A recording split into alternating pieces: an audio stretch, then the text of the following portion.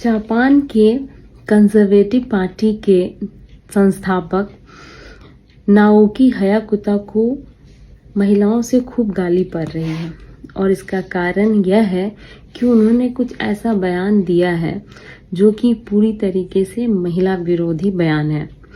चूँकि वह जापान से हैं और जापान की अर्थव्यवस्था, विकसित देश, ये सब सारी चीज़ें हैं, तो इस तरीके का बयान उनसे एक्सपेक्ट नहीं किया गया था।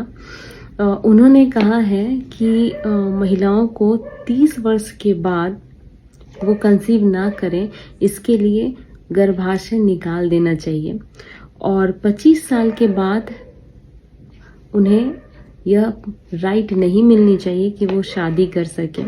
यहाँ तक भी वे नहीं रुके हैं।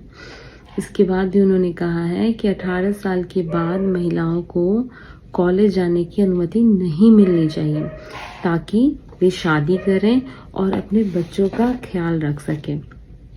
फिर क्या था, पूरे विश्व से उन्हें खूब खरी खोटी सुनाई गई और हर तरफ से उनकी बहुत आलोचना हुई। और इसकी शुरुआत जापान से ही हुई। वहाँ की जितनी भी लेखक, अदाकारा, सभी ने उनके इस बयान की कड़ी निंदा की है और कहा है कि इस तरीके का बयान सभ्य समाज में एक्सेप्टेबल नहीं है। मैं बस इनसे यही कहना चाहती हूँ कि अगर तालिबान में या तालिबानी हुकूमत के अगर आप हिस्सा होते और तब आप ऐसे बयान देते हैं तो आपको बहुत अप्रिशिएट किया जाता वहाँ। लेकिन चूँकि आप जापान जैसे एक समृद्ध देश से हैं जहाँ पे कि इक्वल अपॉर्चुनिटी और सभी का समाज निर्माण में एक बड़ा ही योगदान को सराहा जाता है और माना जाता है, ऐसे में आपका यह बयान सिर्फ और सिर्फ आपको गालियां ही पड़वा सकता है।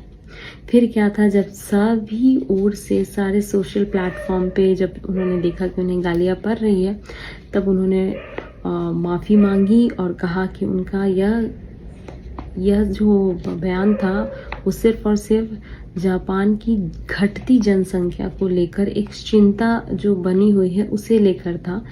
उनका इस तरीके का कोई भी ऐसा मकसद नहीं था कि किसी की भावनाओं को ठेस पहुँचे।